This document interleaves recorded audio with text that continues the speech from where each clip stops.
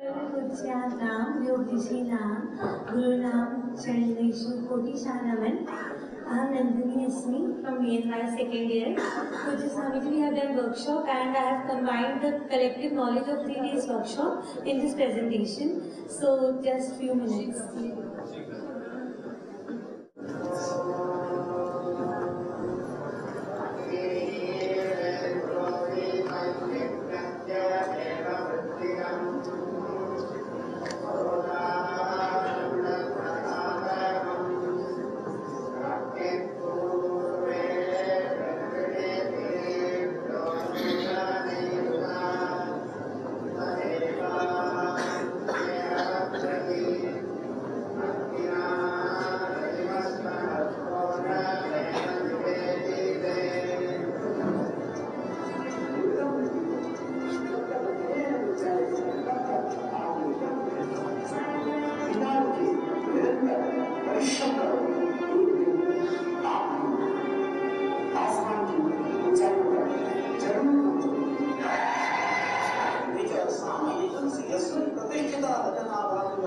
सारा ज्ञान विज्ञान और नॉलेज यह सब कुछ तो तुम्हारे और दिमाग में बैठा ले तो दुनिया में कोई ताकत नहीं है कि आपको अपने लक्ष्य को पाने से रोक सके. ऐसे कोई बात नहीं.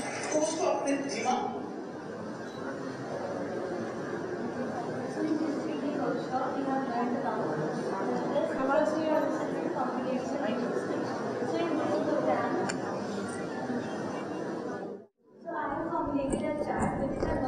chart for a mind map. So I would like to skip to the next slide only itself. So as we all know that the Maharishi Panitji's programming is already modified because it is a programming that has been generated thousands of years. So it has been the Aupcharik Anityam Karma Vakya Vinyas and algorithm Drishtikona. Coming forward, this is the paper that we have done in the workshop. Day 1 we have completed this many tasks and then Padamasya Sambandha. Coming forward to the Padamasya Sambandha, we have learned about the Karak Prakaranam, that how we used to type in the programming language like K1, K2, K3, K4 and K5, K7 for the Karak Prakaranam. And this is the order of writing statement like read, input and name. So this is basically how we used to type or program it in the computer language. Like we know that Chhatra, Prashnan, Prachanti. Chhatra will be the first word, Prashnan will be the second and Prachati will be the third word. So it has been derived from all the Samghasha's website and it is a very good idea. This idea is basically derived for the memorization. जैसे हम पढ़ते हैं in medical science की 2 तरीके की memory होती है. एक हमारी होती है जो side memory है, like we used to learn by seeing the pictures, which is very good memory. और एक हमारी होती है hearing memory, जो हम सुन के याद करते हैं. तो अक्सर जो हम देख के याद करते हैं, it is 10 times more capable of being in our mind. So here also we have, it is a shloka. It has been taken by their side Samghashna, and this is like shloka. Here it clearly states that Nipa. These all are the विशेषण. So if we look one way in this side, हम एक ही बार देखेंगे तो अगर श्लोका जैसे I am a beginner in Sanskrit और मेरे को नहीं आता तो सिर्फ एक साइड से ही हम आगे बता सकते हैं कि ये विशेषण है. And this is another example of shloka. And this shloka I have generated by myself. This is a non-working mind map of Samadhi Pada. Because when I have entered in Patanjali, I have started with the Samadhi Pada Yog Darshanam. So in Samadhi Pada, with a very clear view, exams के लिए भी ये बहुत अच्छा है कि एक ही बार देख के we can know about the vritti. So yoga chitta vritti nirodha. So yoga, both the definition. Yoga karamsu kaushalam and samatvam yoga uchyate from Gita ji. And then chitta. So here I have explained Chitta Bhumya, Chitta, Mood, Vikshit, Ekada and Vivut. Then Vritti. So Vritti are of 5 types: Praman, Viparya, Vikalp, Nidra, Smriti. And then Praman. Praman again Pratyaksh, Anuman, Praman. Coming to Viparya, which is the another Vritti, we have the Shlok Viparya, Mithya Janam, Adadrup Pratishtitam. And then the meaning of that Viparya. और उसके बाद एक जो काव्य रचना है, कुल मिलाकर ये होता भ्रम, मिथ्या जान में असत्य मिलता है, सत्य का नहीं और छोर है. So this is like how we can skill up our learnings. So basically अगली हम वृत्ति पे जाएंगे तो वो विकल्प है. शब्द ज्ञानानुपाती वस्तु शून्य विकल्पः, कि जो चीज नहीं है उसको शून्य वस्तु को मानना. और फिर निद्रा और स्मृति की अभाव प्रत्यय प्रत्यय निद्रा, जहाँ पे ज्ञान का अभाव होता है वहाँ पे निद्रा होती है, और अनुभूत विषय संप्रमोद स्मृति। तो ये माइंड मैप्स एग्जाम्स के लिए और टूल्स है to learn and enhancement of the memorisation. And then Pujya Swamiji have like combined the study of sandhis. So ma'am has told us two sandhi. एक होती है internal नाम से शब्द के भीतर, तो उसको जब हम प्रोग्रामिंग में दिखाएंगे we will show it with the hyphen, जैसे राम आले, राम और आले। And then external sandhi means दो पदों के बीच में external, तो उसको हम प्लस साइन से दिखाते हैं, रामाच, रामश्च। So it is the example of sandhi itself from the Sanbhasha website. It's also the same example, like we are getting this plus sign, तो अब हमको क्लियर है कि यहाँ पे एक्सटर्नल संधिज है। And if we are getting like Lakshman N, Lakshman and N, तो यहाँ पे कौन सी आएगी? इंटरनल संधि आएगी। And the morphological analyser, coming to the morphological analyser, it is a very good tool in the Samsadhani website. In this view हम एक वर्ड लिखते हैं स्क्रिप्ट में, और उसके बाद उस वर्ड का जो भी लकार है, वचन है, वो सब आ जाता है। अच्छा करते तैयार। से पहले क्या पढ़ रहे थे? PNY से पहले मुझे स्वामी जी मैंने नीट दिया था, तो मैं एक BDS के लिए सिलेक्ट हुई थी, बट लाइक माय इससे पहले 10-12वीं कहाँ से पढ़ते थे? नैनीताल में। तो वहाँ संस्कृत कहाँ पढ़ी? यही पढ़ी। अच्छी बेटी है, धन्यवाद। इतना जो है एक श्रद्धा, उसमें प्रतिबद्धता और वैसी मेधा भी होनी चाहिए, और उस दिशा में अपने आप को समायोजित करना चाहिए। लेकिन आप बच्चों का पुरुषार्थ प्रशंसनीय है, आपको बहुत बहुत हमारे श्रद्धा में बहन शिवानी जी और उनकी टीम ने आपको बहुत प्रोत्साहित किया है। देखो, एक हमको भगवान के ऐश्वर्य के रूप में प्रतिभा मिली होती, प्रारब्ध की। एक अपने पुरुषार्थ से अनेक दिशाओं से अपनी प्रज्ञा को कैसे विकसित करना, उसके लिए ये सारे आयोजन होते हैं। ये जो वर्कशॉप है, जैसे आप लोगों को यहाँ तैयार किया जा रहा है, आज से 35 साल पहले हमको ऐसा अवसर मिलता तो अभी तक तो धरती पर एक नया, एक तरह से आंदोलन या कहेंगे प्रणयनकारी हम जो है कार्यक्रम करते हैं। हमको जितना मिला, हमें उससे हमने कभी ये नहीं कहा कि हमको ये क्यों नहीं मिला।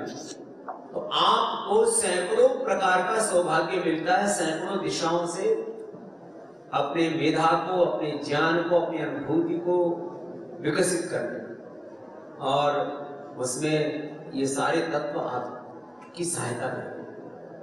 मैं कह रहा था इससे पहले, कुछ लोग होते हैं जो चीजें बताई जा चुकी है उनको पढ़ते हैं, वो कुछ पढ़ करके उससे कुछ अलग अलग दिशाओं में कुछ करते हैं। चाहे वो व्याकरण शास्त्र है, चाहे पूरी दुनिया में 2 ही 3 तो बातें हैं। भाषा तो एक माध्यम है, व्याकरण शास्त्र है, दर्शन शास्त्र, किसी भी दर्शन शास्त्र मात्र सांख्य योग न्याय वैशेषिक वेदांत मीमांसा ही नहीं है, दृष्टि विकसित करने का।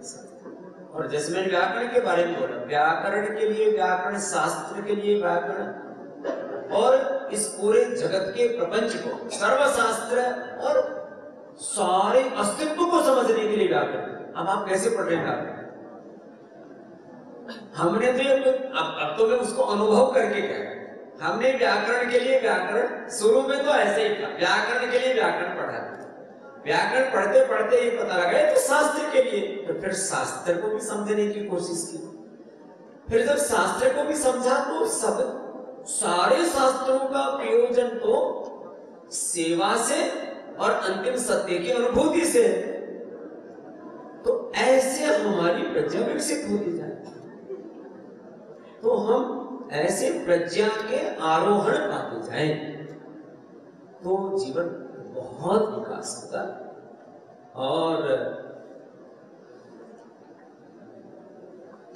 आपकी उस तरह की मेधा को, प्रज्ञा, जैसे शिवानी जी ने दृष्टि, आपको शास्त्र से दृष्टि मिली। यद्यपि सब शास्त्रों का महत्व है और उनकी बड़ी गहराइयां है, लेकिन एक शास्त्र भी किसी ने ठीक से समझ लिया तो सर्वशास्त्रों के सार को अधिगत करने में समर्थ है। सत्य बात यह है कि हमने केवल व्याकरण शास्त्र पढ़ना जिसको कहते हैं, तो फिर शास्त्र का भी सार समझ में आया और संसार का भी सार समझ में आ रहा। किससे? व्याकरण शास्त्र से। एक सेवा आने वाले समय में कुछ लोग व्याकरण इसलिए भी पढ़ेंगे कि उनको पतंजलि जैसा साम्राज्य खड़ा है कि भाई ये कुछ सारे व्याकरण शास्त्र पढ़ के कुछ ना कुछ तो होता है दिमाग में। मुझे याद है 30 साल पहले मुझे एक लड़का मिला, 32 साल पहले, पवन नाम था उसका। वो ज्यादा ही पढ़ा लिखा था और फिर वो मतलब ज्यादा ही पढ़ गया। सच, बहुत बुद्धिमान, करोड़ बात। उसकी माता मेरी भक्त। वो लड़का इतना ज्यादा सोचता था, सोचते सोचते शायद पगला गया। तो मेरे से बोला, आप व्याकरण क्यों पढ़े? आप मैं बहुत देर तक उत्तर देता रहा, उसका करीब आधा घंटे तक 1 घंटा हो गया। क्यों पढ़ा? मैंने कहा मैंने अपनी मर्जी से पढ़ा। ये कोई बात नहीं, क्यों पढ़ा क्यों पढ़ा क्यों पढ़ा? तो मैंने उसको अंत में फिर एक बात कही। मैंने कहा व्याकरण पढ़ करके मैं 1 घंटे से उल्टी सीधी खोपड़ी में जो प्रश्न आ रहे उनका जवाब दे रहा हूँ, ये कम है मेरा व्याकरण शास्त्र का पढ़ना? तो हाँ, ये बात एकदम समझ में आ गई। मैं इतनी देर से आपसे बकबक किए जा रहा हूँ और हर प्रश्न का आप उत्तर दिए जा रहे हो। तो मैंने कहा व्याकरण शास्त्र पढ़ने से दिमाग का विकास, हाँ, ये हो जाए तो बहुत बड़ा काम। यदि मेधा विकसित हो जाए तो सारे विद्या का प्रयोजन यही है। जो भी अपरा विद्याएं हैं या जो भी हम पढ़ते लिखते करते हैं, मेधा का, प्रज्ञा का विकास, या मेधम देवगणं यदृश्यो उपासते, वो हो जाए। तो आप ये एक तरह से इस विषय को प्रस्तुत किया, आप इसको बहुत अच्छे से सीख रहे हैं। तो हमको बहुत एक्साइटमेंट हो रहा था, लेकिन हमको फिर कई प्रोजेक्ट चल रहे हैं, तो हमारे दिमाग में सैकड़ों प्रोजेक्ट चल रहे हैं इस समय। तो फिर ये भी लेकिन देख करके बहुत अच्छा लगा और मुझे लगता है इसके अंदर बहुत कुछ अनंत संभावनाएं हैं। क्या है? अनंत संभावनाएं। ऐसा प्रयास, ऐसा पुरुषार्थ जो हमारे पूरे शिवानी जी और बेंगलुरु की पूरी टीम ने किया, उनके लिए एक बार बहुत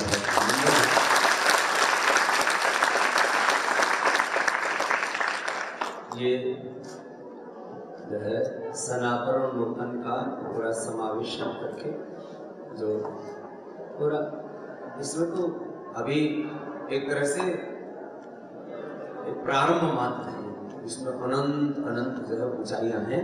ऐसे आगे बढ़ते रहेंगे आप, तो आप ऐसे आनंद कीजिए और ऐसे ही अपने आप को इसमें पूरा समाहित करके रखिए।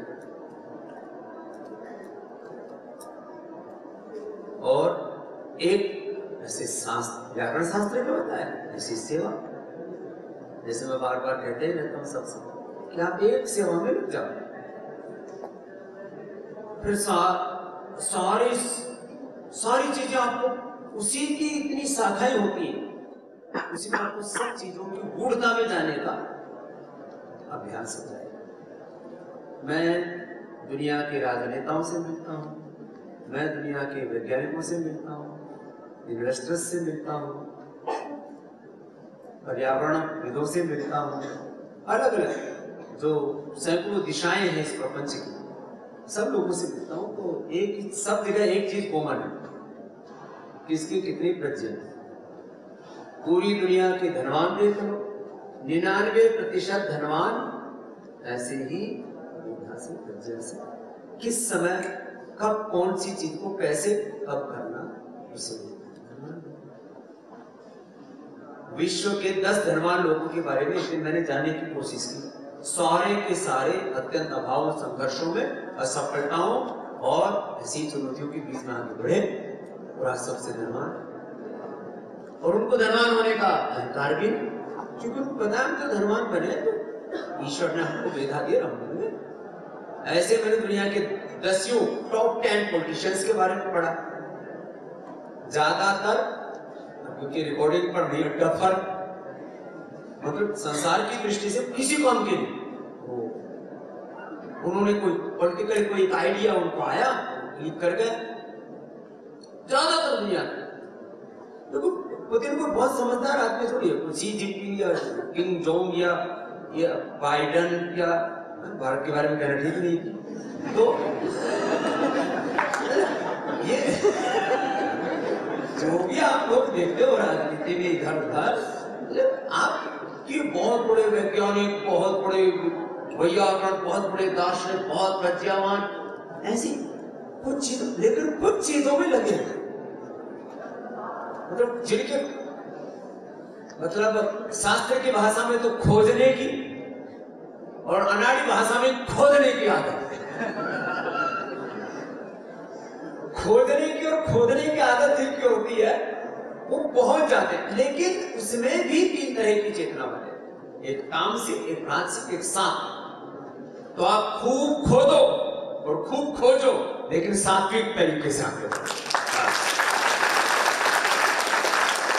तुम्हारे चारों तरफ एक बहुत बड़ा एक आभा मंडल बनता चला जाएगा, और यही मनुष्य से देवत्व, ऋषित्व का, ब्रह्मत्व का आरोहण। ऐसे आप बढ़े आगे। बस आज मेरी हाजिरी आपकी इस 3 दिन की क्या बोलते हैं वर्कशॉप में इसी को मान लेना। तो बहुत बहुत धन्यवाद, बहुत बहुत आशीर्वाद। तो ऐसे आप खूब आगे बढ़े और ऐसे ही अपनी प्रज्ञा का, मेधा का, प्रतिभा का, व्यक्तित्व का विकास करें। इसमें कोई मायने नहीं रखता। मैं सुबह पूछ रहा था, 40 की उम्र में, 50 की उम्र में संस्कृत सीखना शुरू किया, तो कहते जी हम बड़े होकर के आए। तो ये लाइव एग्जाम्पल्स है हमारे सामने, जो 40-50 के होकर के शास्त्रों को आत्मसात करें। हमारे श्रद्धेय एनपी सिंह साहब भी उसी कैटेगरी में है। इन्होंने श्रुति परंपरा को, दर्शन परंपरा को स्वाध्याय के तौर पर जाना था, लेकिन अब इस उम्र में आकर के पुनः उसको आत्मसात करते हुए और उस सारे सनातन ज्ञान परंपरा को नूतन परिवेश में उसको संप्रेषित करने के लिए प्रतिबद्धता के साथ बहुत बड़ा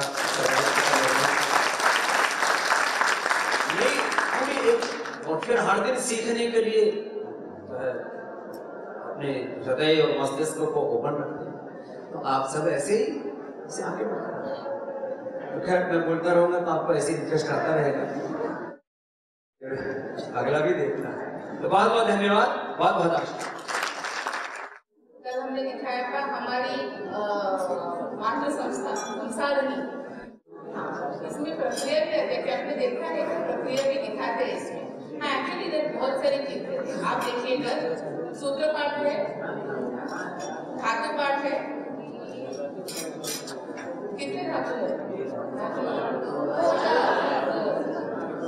तो उन्होंने सभी धातु लिस्ट किए हैं। देखिए वादिगण से लेके सभी गण, कितने गण हैं? वादिगण से लेके लास्ट चुरादिगण तक सभी लिस्ट करके सेपरेटली लिस्ट किए हैं, और वो प्रक्रिया भी दिखाता है कि भगवती अगर आप क्लिक करेंगे तो आपको प्रक्रिया भी आपको आती है, लेकिन जो नया है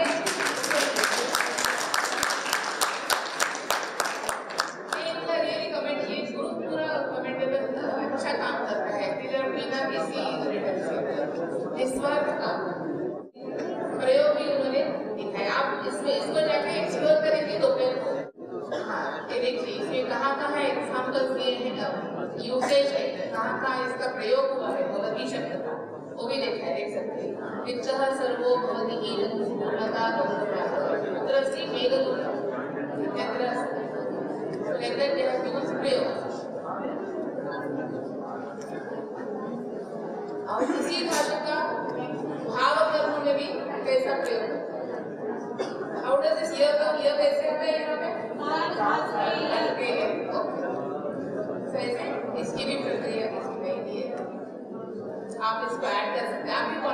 सकते हैं एक्चुअली इसको, अगर आपको आगे है तो आप उसको कंट्रीब्यूट कर सकते हैं। निजंत है, भाव है, यंगन जैसे सभी फॉर्म्स है। दशलकार में लेट नहीं है, बस लेट सभी लकार में है। उपसर्गार्थ जैसे का भी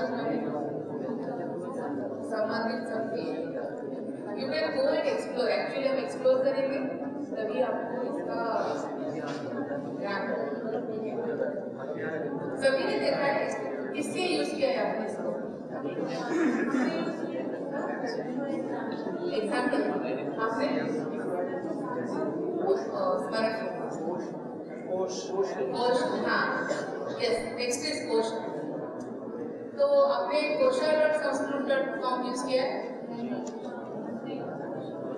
इसका कोश आपने यूज किया है, बट अभी हम जाएंगे कोश के, ठीक है? उसकी वेबसाइट है kosha.sanskrit.today। kosha.sanskrit.today is the website. So the word mekha enter कृतम्, इदानीं पश्यामः मेघशब्दस्य मेघ इति शब्दसम्बद्धं एण्ट्रीस् प्रदर्शयति। अत्र प्रत्येकम् एण्ट्री मध्ये अत्र क्लिक् करोति चेत् शब्दसागर इति डिक्षनरी मध्ये किमस्ति तस्य एण्ट्री इति प्रदर्शयति। एवं कैपलर इंग्लिश मध्ये एप्टे डिक्षनरी मध्ये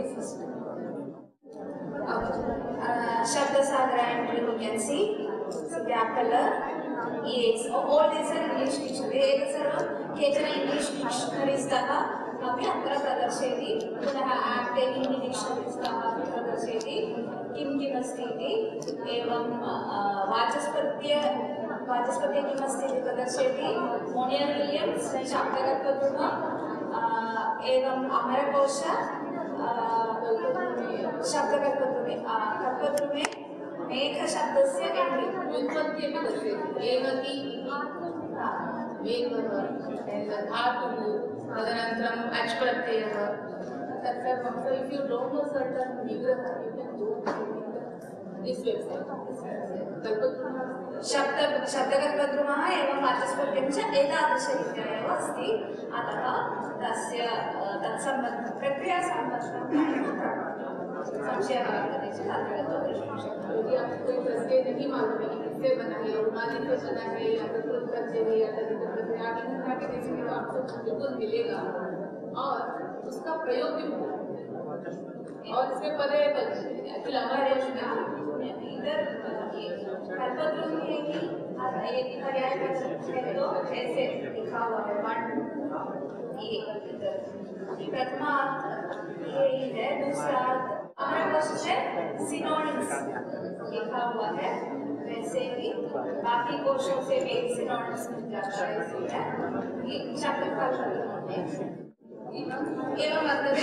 एतत् kosha.sanskrit.today इति केवलम् एतदिति नास्ति, अस्मिन् इतोपि अन्यत् उदाहरणं प्रतिदिनं किं जायते इति तु किञ्चित् टिप् रूपेण ते ददाति। एवं अस्यैव ऐप् वर्तते, ऐप् अपि डौन्लोड् कर्तुं शक्यते, फोन् मध्ये यूस् कर्तुं शक्नोति। इसमें आप देख सकते हैं अमरकोश भी इंक्लूडेड है। तो आपको कहीं इतनी सारी किताबें खोलने की जरूरत नहीं, आपको इधर से मिल जाएगा। अब एक नेक्स्ट वेबसाइट है archive.org। किसी ने देखा है आर्काइव? ये archive.org जो है, हाँ, यहाँ पे आपको जो प्रिंट में नहीं है वो भी किताबें मिल जाएगी, लेकिन PDF फॉर्मेट में होती है। ओके, अगर आपको उसको एडिटेबल बनाना है उसका भी एक तरीका है, हम आपको भी दिखाएंगे। तो और अभी मैनुस्क्रिप्ट्स भी मिल जाएंगे इसमें। हाँ, इसमें ओरिजिनल रूप में जो है वो भी मिल जाएंगे आपको इसमें। प्रथमा होती है, एक्चुअली प्रिंट है, लेकिन हम सिर्फ देखने के लिए कैसे डाउनलोड कर सकते हैं।